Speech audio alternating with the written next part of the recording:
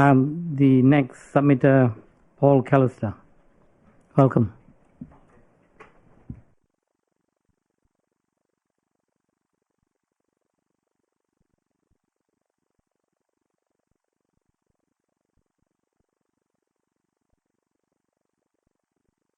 Oh, yep. So as background, I'm a retired economist who's lived in Kāpiti since 1983 in Paekakariki. Just recently, Russell Bell and I gained $276,000 from the Wellington Community Trust to undertake carbon sequestration projects primarily in Queen Elizabeth Park. And as an aside, we're working on $1 million project to put a predator-proof fence in Queen Elizabeth Park. But it seems pointless undertaking this work if other parts of society are promoting policies that lead to emission growth. You'll all be aware that the Ministry of Transport has just released the report Transport Emissions Pathways to Net Zero by 2050. One of the points it makes in this is it's possible to meet our emission reduction targets, but big changes will be needed in the coming decades. There will be some hard choices to make, but it's obvious we can't continue with business as usual. If anybody of you watched TVNZ last night, the Sunday program also highlighted the problem of urban sprawl and building on prime horticultural land, including land up the coast around Horowhenua. We're all aware we have a housing crisis and a climate crisis. It's becoming pretty obvious we need to build compact towns and cities. We are unique in that we have a large area of low-quality land close to the centre of town. The Templeton Group, the current airport owners, are developers with expertise in building medium to high-density housing, including social housing in Auckland.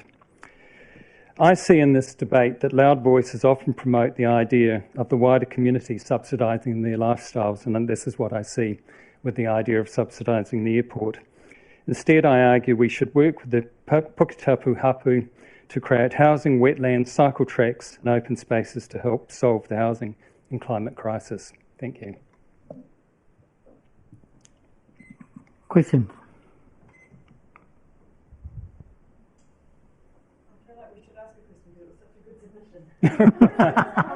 I think that's the thing. Sorry, through you, Mr. Chair, is that I just got down here. Thank you for this piece of work. It's much appreciated.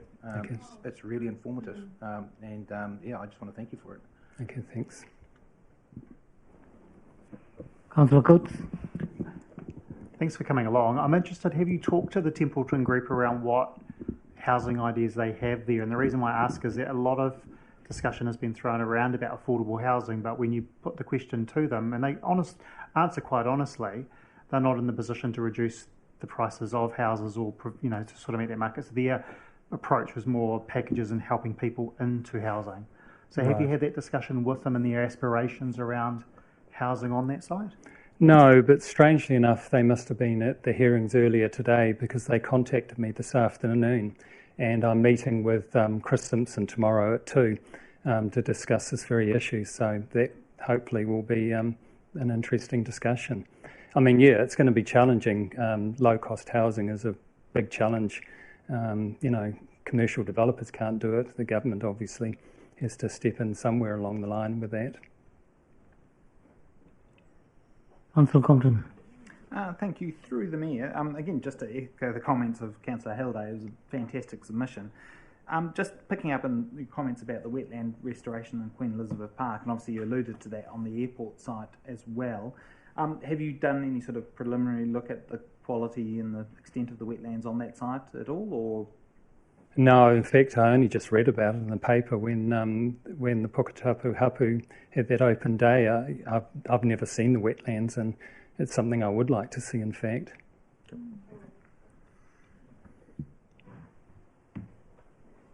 Councillor McCann. Through you, Mr. Mayor. Yes, I can only echo. Thank you for your excellent written presentation and your extremely short verbal one.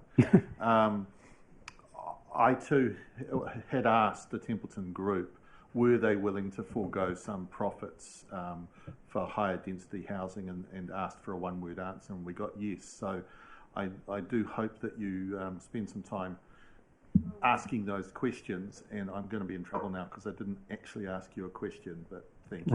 Right.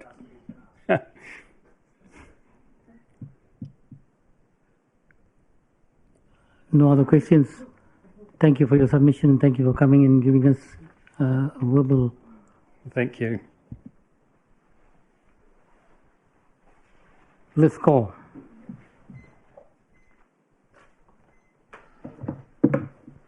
Good evening, everyone. I just would like to point out that this is an individual submission from myself, as stated in writing, so I'm not speaking on behalf of KIDA or any other organisation. I'm not going to speak to all the points I've made in my submission. There are probably three that I would like to pay special attention to. The first one being housing. I think there are enormous opportunities in this area to partner with other people. I am personally aware of some significantly wealthy people who are looking for opportunities to make progress in this area. Stephen Tyndall would be one, Sam Stubbs from Simplicity KiwiSaver is another. There are various other KiwiSaver providers who are willing to look at funding affordable housing. There is money out there, and I don't believe we need to use council money to progress in this area. The other issue is I think there is a major piece of research needed to be done in terms of the legal aspects of different forms of affordable housing, e.g. tiny homes or sort of community housing type projects. There are a number of knotty issues, and I've been talking to a few lawyers and other people about this, and I think there is a key role here potentially for council to provide an advisory service, for people who wish to look at affordable housing options, someone they can come and speak to about, well, how do we structure this? What are the things we might come up against? Rather than everyone reinventing the wheel, there are some legal solutions that could be provided, say, in a templated form to help people and just creating the right environment, having a flexible approach to new solutions for housing. I think if council was prepared to do that, to be flexible and to be a facilitator, to provide research and advisory service, to connect with potential wealthy funders who are looking for opportunities, then a lot of progress can be made. And I'm happy to connect you up to people in that regard if that's something you'd like to pursue. It certainly is a major issue that I've seen in my years as a financial planner. The airport is probably the next issue I'd like to speak about, and my personal view is that piece of land is a major asset for our district. We need to stand back and say, what is the best use of that land? It's currently being used as an airport, but is that in fact the best use for it? It should be a complete greenfields approach. And I would imagine if you ran the numbers, you'd find there are better alternative uses for it. It does, whoops, is that my bell going? Perhaps the most important point that I'd like to make, if I can continue on, is really just the disconnect between what we have in our economic development strategy, 2020 to 2023, and the long-term plan. There is a complete disconnect in terms of budget for economic development. I still believe that this ED strategy is under-resourced. Certainly the EDKB is under-resourced. So how can we get a better cross-reference between these two documents? Because without providing for ED in this long-term plan, none of this is going to happen, or will happen to a very limited extent. And I personally have spent about 8 years of my life striving to get this off the ground. And I would hate to have to go back to square one, if the EDKB falls over through lack of resourcing or whatever. I'd hate to have to go back to square one and start all over again. So that's it from me. Are there any questions? Thank you. Questions? Gwen. Thank you. Through the Mayor, again, thank you for your submission. As we were talking about just before your submission, so you talk in there about the EDKB having oversight and accountability for the money from the commercial rate and how that's spent. So essentially what you're looking for is standalone funding that the EDKB can actually, they can go and determine what it's spent on and what it's invested in, sort of because they are meant to be an independent board. That's right. Well, I believe they need a budget to even actually function, and I've talked to Neil extensively about a communications strategy for that group, because they're supposed to be a community representative group. Therefore, they need to connect with community. They're not supposed to be council-led or council-driven. So there needs to be a whole comms plan, newsletters, a website, or some way by which people who are interested in ED can connect with them. They don't have a budget for that comms stuff.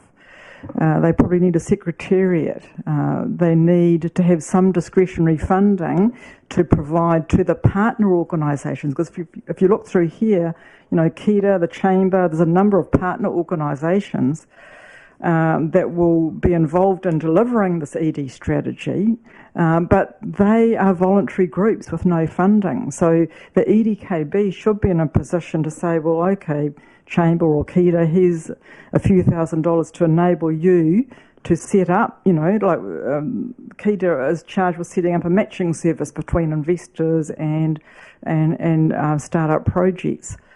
A few $1,000s would make that happen a lot quicker and easier and more successfully. So the EDKB should have some discretionary funding to do things like that are part of this already signed off strategy. Because I guess the alternative is that they've got to come back for each long-term plan and annual plan and essentially bid for standalone projects, don't they? So that means that's right. Yeah, they're investing a lot of energy in. That's right, and then they lose their independence if they're tied into council processes all the time. The whole idea was to create a body that had some flexibility and responsiveness to the community needs. They can't do that unless they've got funding available. Perfect. Thank you. And resources, that people and money. Councillor Pravanov. Thank you, Mr. Chair. Thank you very much, Liz, for your very good submission. And it's also really quite pleasing to hear that there are some people out there who are really keen to provide some funding for, or have some involvement in social housing. I'm just, and no doubt I'll be corrected if I'm wrong here, but it's my understanding that part of the long-term plan process is that from 1 July, when it becomes live, is that all pre-applications are going to be charged on. So up until now, all that time has actually been free to the applicant, and that's actually now going to have a charge attached to it. Do you think that's going to play a part in people wanting to be involved in this type of work? Because often that can be a very long, drawn-out process. I'm not sure what applications you're talking about. So I suppose this is resource consent for, I suppose, subdivisions and stuff like this. Yes. Well, that's sort of down the bottom tactical end of what I'm talking about. Yeah. I'm talking about more, strategic type stuff. Look, I just think the easier you can make things for people, the better. Yeah. You've got to make it a simple, quick process. I'm sure people don't mind paying money if it's not then sort of locked into a process that drags on for months, because that ties up capital. Yeah. Thank you. Councillor McCann. Thank you. Through you, Mr. Mayor. It's really good to hear your support for housing, and I'll cut right to the chase. Have you got the phone numbers of the prospective donors? I do. I won't ask you to live share them with our thousands of viewers, but I look forward to having further conversations. I think one of the things is that we do really want to make it easier to build safely and efficiently, but we do have to acknowledge we've got some very, very difficult land, and our processes need further work. And again, I'm failing to ask questions. I'm going to be quiet. Councillor Coates will make. Phone numbers was the question. Hi Liz, thanks for coming along. Good to see you again. I note in your submission at the bottom there, you've got, I support the increase in rates, and I appreciate that's probably not a blank check in the sense of your support there, but given your feedback around supporting groups like KEDA with funding that currently isn't budgeted in the LTP, if we were to consider funding XYZ thousands to the different groups via the Economic Kotahitanga Board, and that resulted in a further increase in those rates, do you support that? Absolutely, I do you think do. it should be Yeah. district-wide funded, or do you think it should be funded via the commercial rate? I've always held out that economic development has benefit to all ratepayers in Kāpiti, and so the funding for ED should not just come from a targeted commercial rate. I think that's taking a very narrow view of economic development.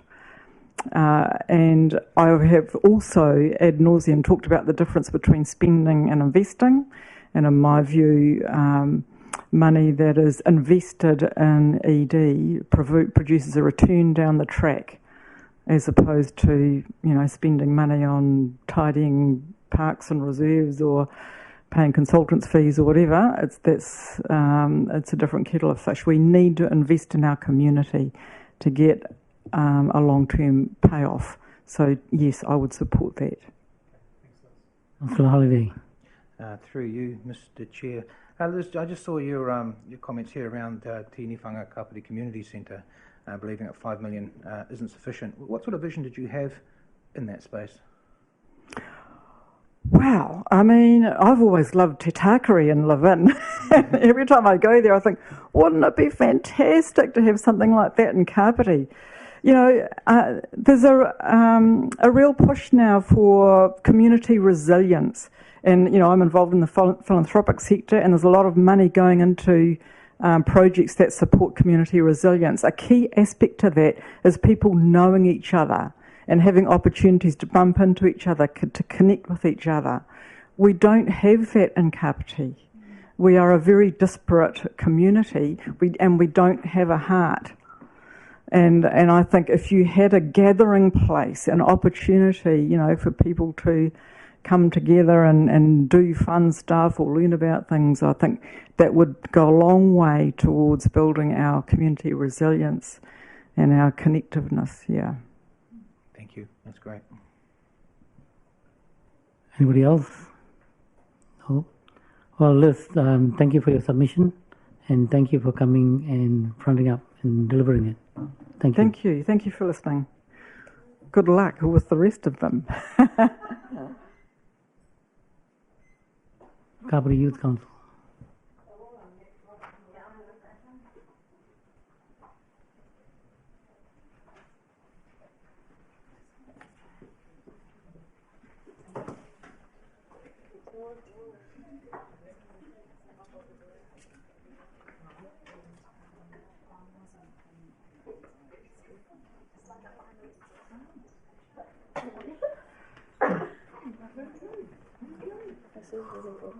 Hey, it's Mr. James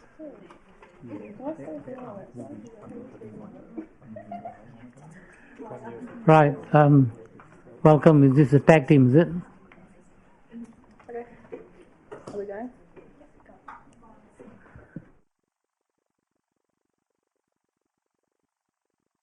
Is it on now? Oh, wow. Okay.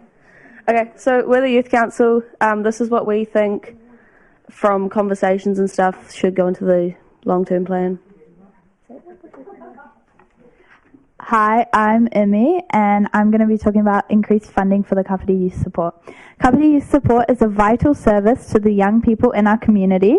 We would like to begin by acknowledging the funding Council already provides to the Kāpiti Youth Support, but also making the importance of enhancing this funding vital. In order for the origination to keep providing their valued service, they need to see a 300% increase in their already received funding. A key example of an area that needs urgent funding and rehabilitation on the Kāpiti Youth Support part is their Otaki branch, which is a rundown building that is understaffed and is low on resources. The youth of Otaki are too often blatantly ignored, and we need to address and advocate for a focus on youth health care in Otaki. There are young people in the area waiting months to see counsellors and then not even being able to receive the service they need. Another area of concern for the KYS is staffing. As Kāpiti's population continues to grow, the demand for the service grows. The staff at KYS are already overwhelmed and lacking resources, and this is an issue This issue is only going to continue to grow as the population of Kāpiti continues to grow. We'd like to ask the Council to advocate further on behalf of the Kāpiti Youth Support, the Ministry and District Health Board to increase Kāpiti Youth Support's funding. Further, to encourage the Council to direct extra funding additionally to what they already provide to Kāpiti Youth Support with. This aligns with our joint commitments as Youth Council and Council to the Youth Action Plan and for young people of Kāpiti. Goal 5, a district which provides strong positive youth development. Council actions. 1. Advocate the central government for appropriate resourcing for youth needs in the district. Kia ora, I'm Mia and I'm going to be talking about our environment. A prominent issue facing our youth population is climate change. This is why we think it is vital that our council values climate mitigation as much as it values climate adaptation. Mitigation strategies include retrofitting buildings to make them more energy efficient, adopting renewable energy sources like solar, wind, small hydro, and helping cities to develop more sustainable transport such as bus rapid transit, electric vehicles, and biofuels. We support more sustainable use of land, whereas adaptation is admitting defeat. It is a method that we utilise when we have failed to mitigate. Through 2021 and over the next 10 to 15 years, we will still have time to mitigate if we start now. Currently, Council is proposing to spend millions on adaptation, while a mere cent is spent on mitigation. From our Council, we see adaptation schemes being developed by professionals, while volunteers are expected to produce and do mitigation work. This highlights ignorant attitude the Council has toward climate change and send a message to our people. We are going to protect our people and the rest of NZ, so the world will be ignored. We are going to ask the Council to spend an equal amount of time in climate mitigation as it does on the adaptation to prevent more money needing to be spent in future. Hello, I'm Leo and I'm going to talk about housing. Housing is a major issue the young people in our community are facing. We understand the complexities of this crisis, including substance abuse and the greater need for support for families, not just a house or a roof over someone's head. Many stories encourage young people couch surfing or sleeping and living with friends for extended periods of time, or young people whose families move houses extremely regularly within their Kāpiti area because of a plethora of reasons such as expense or substance abuse, hence decreasing their sense of belonging and security in the community. It's about young people having somewhere to call home, somewhere to feel safe, and respected and build a place that they're respected and they're able to build a community. The Youth Council have also spoken about young people who need emergency housing and the issues faced by Kāpiti Youth Support in supporting these young people in safe places to live suddenly, then be supported long term. Renting and young people being able to afford to live on the Kāpiti coast is also another angle on this complex issue, as some members of the Youth Council raise the common issues of bad landlords, lack of knowledge around rent and rights, and the idea of home ownership is not even being considered a possibility in Kāpiti. We have highlighted housing as a theme on our youth action and our survey focus groups, with 3 different groups of young people who have lived experience with this complex issue to provide qualitative data. But until then, we propose housing that is supported for young people, such as youth workers, counsellors, and more services connected to the Kāpiti Youth Support conversation, as they are very keen to become more involved in this space. Thank you.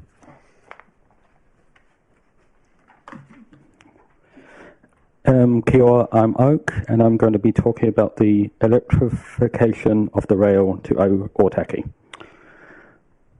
Ōtaki has been adversely disconnected in a transport sense from Kāpiti and Wellington for a long time. A major part of this is due to the lack of electrification of the rail to Ōtaki and other frequent affordable transport. The benefits of electrifying the rail to Ōtaki will help Ōtaki to feel more connected to the wider Kāpiti and Wellington region and vice versa. Enabling Ōtaki youth to better access activities and events or access more opportunities Electrification of the rail would uplift the whole Otaki and wider Kāpiti community, as it would provide a better outlet for the young people to get around easily through the district, regardless of where they reside, and make them feel like a valued part of the wider Wellington family.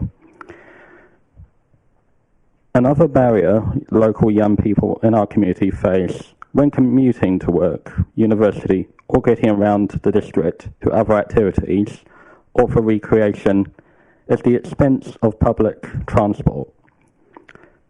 A number of young people who are out of college or papa and do not attend university or a place that gives student discount use the train to commute to work or study at alternative education places, apprenticeships, or jobs in town.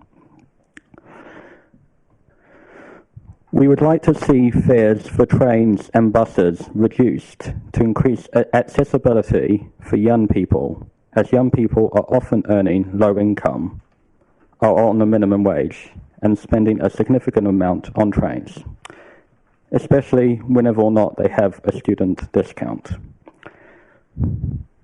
It is important to us that we continue to make public transport more affordable, as it encourages people to move around the district in a more environmentally friendly fashion and decreases the environmental impact of our region. This is shown in the Youth Action Plan and the Council and Youth Council's joint commitments to young people of Kāpiti. Goal 5, a district which supports strong positive youth development council actions. And from this, Goal 1, advocate to the central government for appropriate resourcing for the youth needs in the district. Hence, we are asking the council to advocate for this change to the Wellington Regional Council and ensure the values and the need of youth are met. We have advocated to Greater Wellington Regional Council consistently for more equitable transport connections to Otaki, and would love for you to continue to campaign and stand for this. Hi, I'm Jackson, and I'm going to talk about lighting. So we think Kāpiti Coast needs an increase in outdoor lighting in public areas. Some of the main areas that we think especially need the lighting are over the tracks in Parapanumu at Kaitawa Park, as well as the basketball court by McLean Park, in Romari South. We would like the park and the basketball court lit as well, and many other small parks scattered through the area. Lighting should be a priority, as when it starts to get into winter hours, people aren't able to safely use the spaces when it gets dark, as they are unable to see where they're going or if there are any obstacles. We believe that these areas will be a lot more welcoming to youth with better lighting, and this way they will be kept as safe hangout spaces. So next up we have signage. In our initial submission, we spoke about making macrons compulsory. We're now more aware of the discussion happening around whether Kāpiti should have a macron or not, so we would like to say we support whatever mana whenua decide. I'm here again to talk about the park upgrade consultation. We think it's important that the youth of Kāpiti are involved in any major decisions when it comes to parks, especially renovations, as we're the people who will be using them the majority of the time. We want the KCDC to do better consultations on any future park upgrades by involving the youth voice into the design from the beginning of the process. We only want for parks to be upgraded when it is necessary. Some suggestions of park upgrades currently wanted by the youth are more basket swings, putting up a basketball court near the surf club in Otaki on the old field, and getting a new skate park in Otaki, as the current one is not very accessible, making it hard for people to get there, and it constantly has a bad smell. Thanks. Are there any questions? Question time. Councillor Hanford, of course. Yeah. No, a lot of people have done what you guys have done, so it's fine. I've got a couple of questions. The first one being, I'm not sure if any of you are aware, but tomorrow actually at 1:15 there's a petition being presented to the Minister of Health, Teresa Ngobi, as our local MP, is accepting it on behalf of her party, but also Chloe Swarbrick's going to be there, Jan Logie's going to be there, and that's specifically around the increased funding needed to support Kāpiti youth support. So just wanted to make you all aware of that, so if anyone's around tomorrow at 1:15 at Parliament, feel free to head down. That's a very last minute thing, but are you aware of that? You might not have been, that's just a question. No. They only figured it out a couple of days ago, but if any of you are around, feel free to head down there tomorrow. One other question around the climate change mitigation spending. I'm wondering if one of you could kind of talk about the importance of that in the sense of intergenerational equity and not kicking the can down the road, so just making sure that we're investing now because the cost of inaction is really high. I'm sure maybe Mia or someone. Yeah. Sorry, could you just...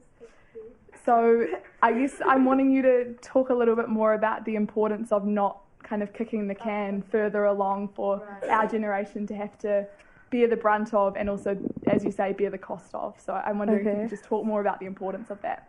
Right, okay, so basically, as you all probably know, that right now as the emissions are rising, we are going into a climate emergency. And if we are to kind of just ignore it right now, the fact is that in a few years' time, it's going to be irreversible, the damage that we're going to be causing to the planet. And as you can see, that youth fully support that we need to start with mitigation due to all the climate strikes and all of the huge amounts of people. In Kāpiti alone, we had 100 people come out to our local climate strike just to say that we can't keep avoiding the situation, and it's really something we have to get onto. Is that it? Councillor Coates. Hey, Tim, good to see you again. Jackson, I think you touched on lighting, if I'm correct. Yep. The feedback was very Paraparaumu Raumati specific. Is that because that's the only areas that needed attention, or is it just that's the only areas you got feedback from the team about? And obviously I'm Ōtaki ward councillor, so I'm like, is there sufficient lighting in Ōtaki for youth and for others, or is it more that you got the feedback? And then I've got a follow-up question. I think that those are the places that we that people ended up telling us about, and that personally more of us are from, so that's where we got it from. But Imogen, do you have something to say? I was just going to say that that was generally just our own personal experience, and then we also kind of got a little bit more from other people. Once we started talking about it, we kind of realized that there's a lot of parks that that's kind of happening.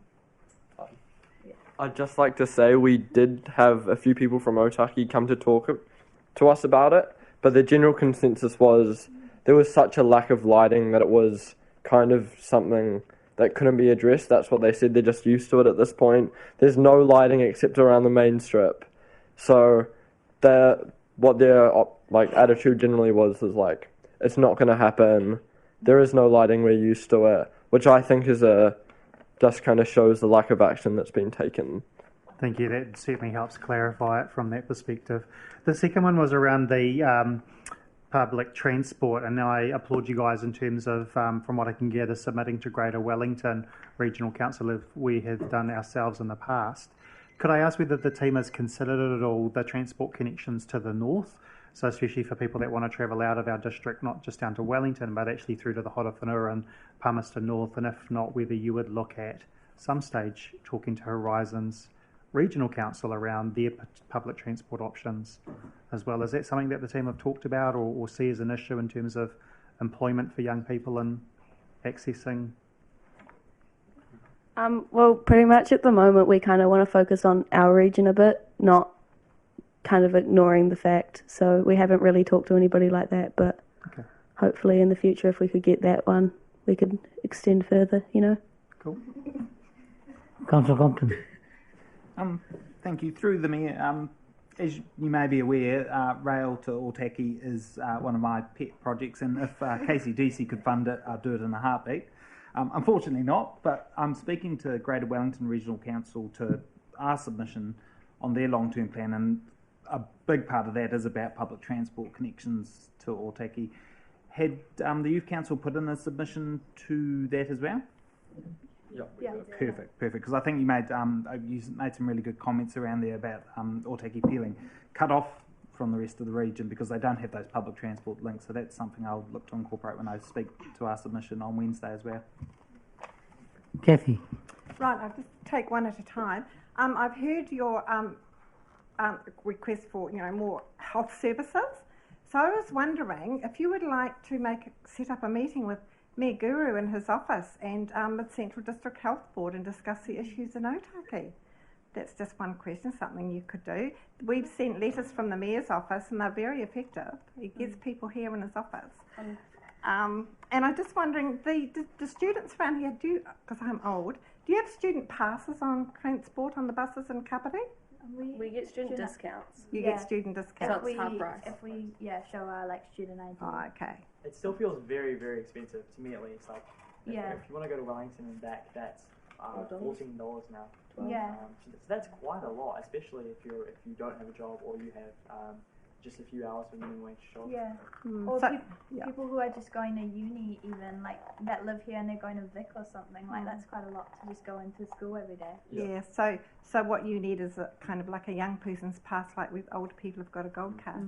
Some people with split parents go quite frequently on the train, and it's like a massive sap to their money. So okay. So we can follow that up. In Jackson, yes, I've noted the lighting around the parks and that, so I'll keep an eye on it, even though we're going through a process at the moment, but I've got it logged. And the Parks and Open Spaces policy, I think it is coming up for public consultation sometime this year. So as chair of the Parapara Miramani Community Board, at least we'll keep the Youth Council involved when that is coming up and let you know when the other bylaws and things are happening. So that would be good to have that link in through the community board as well. That's all. Thank you, Mr. Mayor. Councillor Holbrook. Thank you so much for coming along tonight. It's an excellent submission. It covers a range of topics that are really important, I think. My question is, you said you had a few people coming and talking to you from Otaki. What engagement did you do with other young people to make sure that your submission represents the views of younger people at large in the district? Generally, when we're trying to talk about such a complex issue as that, we try to talk to as many people as possible. So in Otaki specifically, we have a kind of open group for young people to come and talk to us. As we said before, because Otaki does feel a bit disconnected and it can be hard for people to get down here for maybe youth council meetings. So we have something called Te Ana Mata down there. And as far as wider kind of consensus around that for young people, we've been recently conducting a youth survey, which is still going on, to try and consult a bit more on this and see where people stand. So right now it's not really some official census that we've got, just wider views from people that we've talked to. But yeah, with the youth survey we'll have a more specific and I guess official agreement on where we stand on that. Fantastic. And the youth survey is like all around the schools and stuff at every college. So it's and we've done sausage sizzles to get people involved with completing it and stuff. So we're just making sure that we don't just get one group of people. We get lots of different variety. So to get their opinions. That's really excellent. And it doesn't always happen that the timing fits in with the submission timing, but it's great to hear that works ongoing, and a food bribe is always good, isn't it? Thanks so much for all the work you do. It's just Councillor Elliott. Great.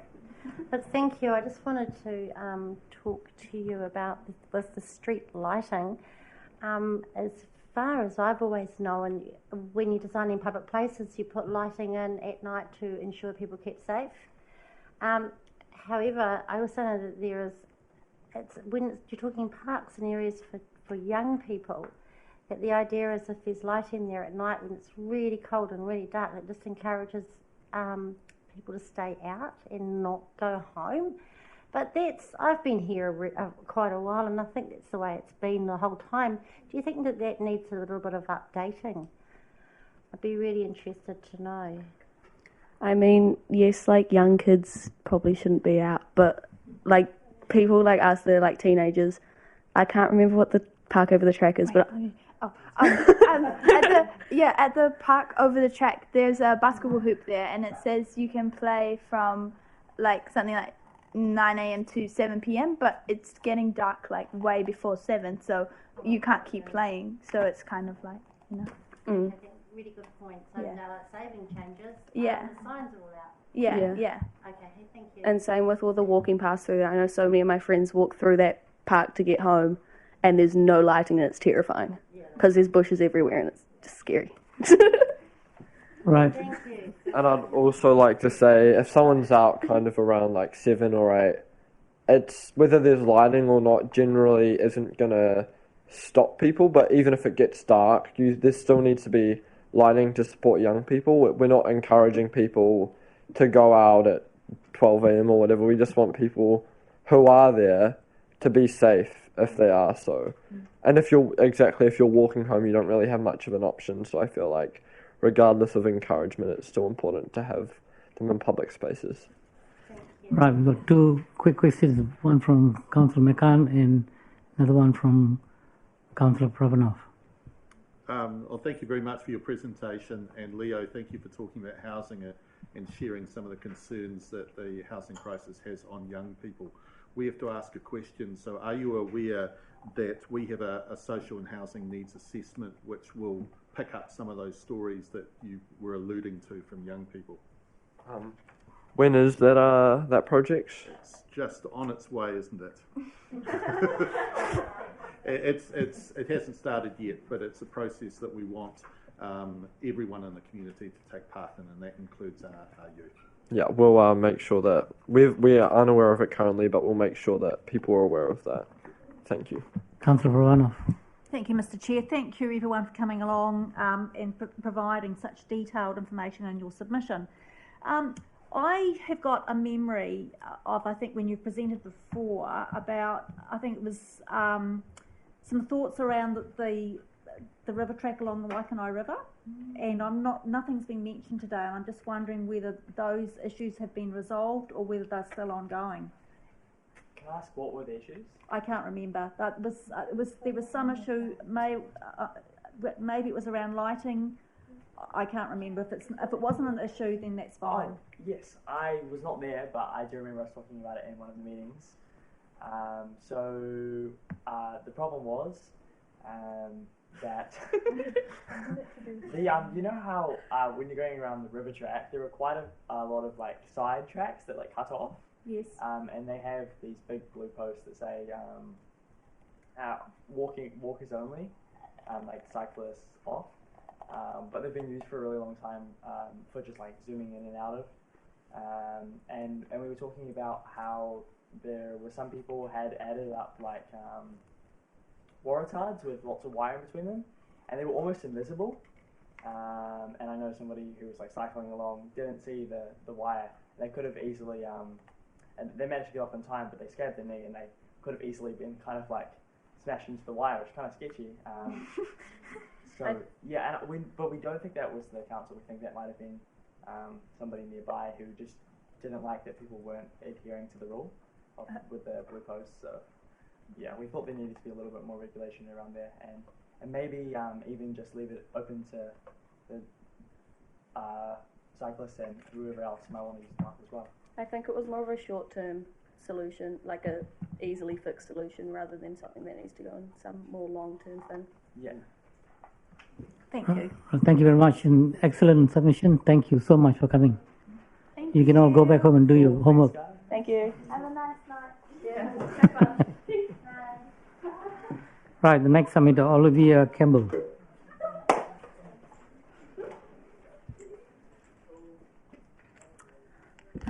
Tēnā koutou katoa, ko Olivia Campbell taku ingoa no Paraparimu Beach aho.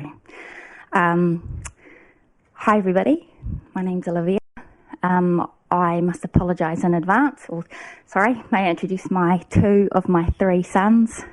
Zachary is age 10 and Joshua is 7. I also have Malachi, he's 3.5. I'm a solo full-time working mum of 3 boys. I returned from overseas 3 years ago and was fortunate enough to buy a property down in Parapurumu Beach on Mazengarb Road, opposite Tiata. What is it called again?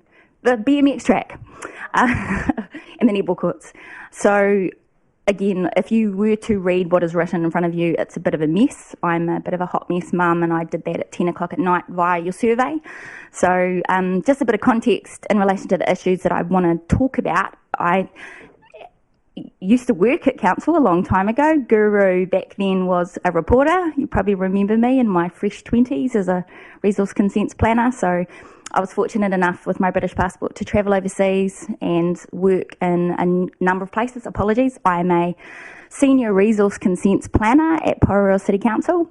I'm currently working on, or my remit in terms of my role is to process multiple major projects. So currently on the books as resource consents, I'm probably dealing with about 10 medium density housing projects throughout Porirua. And I guess I'm typically a lover of a district plan, so congratulations on recently making that operative. I really just wanted to take this opportunity. If you don't stand up and talk at these things, you can't really complain in the future about where your rates are going. So I am predominantly a planner and should possibly direct my submissions towards any proposed district plan reviews if they do in fact make some progress towards implementing the objectives and policies of the MPSUD, which hopefully you guys should know something about. I just wanted to have some kind of reflection time to encourage Kāpiti. If there was two things I was going to talk to about today before my 3 minutes run out, housing is probably, having worked overseas in multiple other planning frameworks where they have legislative requirements to force councils to provide for social and affordable housing. So I've worked in Ireland and in London where there were requirements for 20% of minimum housing development to be presented as affordable social housing. I've worked in Western Australia and Sydney, so I've been the planning consultant who was responsible for constructing probably 350 granny flats or minor flats across Sydney. And I've also worked for Paul Turner. I'm privileged to work at Landlink and assisted multiple people, mostly wealthy elderly people, subdivide half of Waikanai. So I have a fairly good insight into what makes Kāpiti tick in terms of the ability to accommodate infill housing. And that's, if I was going to make one request, it would be that I don't think there's enough time to talk about housing, but I really do believe that the council should be taking a much more aggressive approach to tackling the issue of affordable housing. And I'd request that you essentially set up something like a task force, something that there are so many things that you could look at, and getting key development representatives talking about allowing more minor units throughout Kāpiti Coast, allowing more infill housing through reducing the minimum lot size within Kāpiti through the district plan review. MPSUD will force you to do that within walking distance of our town centres. Asking whether you can possibly act as an education or some kind of advisory role to encourage people to start looking more at minor units. So that's when you're not going to subdivide, but you'd like to put on a granny flat or a minor unit, which might address some of these youth concerns around a one bedroom. It's really easy to get things constructed in people's backyards, and if we can facilitate through the regulatory process, making that easier for people, you might see a fundamental shift in the way that we look at affordable housing. I did mention in my submission something about Kāinga Ora. I work a lot with them in Porirua, but they are national funded housing projects of over, I currently have in Niger Street 18 units. We're looking at another complex, another development, 150 units. We have 465 projects heading our way at Porirua just for Kāinga Ora. So I know that's not the nature of the game in Kāpiti. It could be, don't know why. I do not believe that council should be taking the role as a social housing provider. 20 years ago we had little units. I don't know whether that's your gig, but from my perspective, having represented people in the private sector, I do believe that there's so much more we can do, you can do as a council to be working with the private sector, landowners. I, for example, bought a property 900 square metres. It is full well my intention to put a house in my backyard, whether it's a minor unit, whether I can subdivide down to 350, 450 and work with my neighbour. I intend to do that so I can provide something for my sons that they can rent off me, who knows. But something has to be done urgently to get heads together around tackling affordable housing. I've been back 3 years. I've seen a property go from $550, I bought it for, scraped in. Now it's worth $900,000. You know, it's insane. All these Wellingtonians moving up because of our beautiful parks and reserves and TG finishing soon, which is in Porirua. Something really needs to be done in terms of urgency around this, and hopefully the district plan review will increase the availability of land and medium density housing. District plan issue. The other thing I wanted to mention, I know my time's up, the Gateway proposal. I love the beach. My boys love the skate park. I spend my life at the skate park and cycling up and down the river. I'm not educated in terms of knowing all the business plan behind it. What I would do is I am on social media and I sit there after my hot mess mum day is finished, working full time, minding children. I just welcome you to really consider the long-term business plan, because as a ratepayer, it's a lot of money coming out of my account every week for rates. $100 is a lot. So if you're investing in something that's going to need to be funded for a significant amount of time and you haven't done your homework and it does turn into just a cafe or something and you haven't got the buy-in of the operators using it, again, I've read limited amounts, I'm not fully educated, but from what I've been speaking with my fellow planner mums as a network, potentially all the homework wasn't in place. And I just would, Guru, we've seen each other around a long time. I think it's important just to listen, take on board what people have said, and I'm sure I have great love and faith in what you do as a council. You're all very educated people and are here for good reason.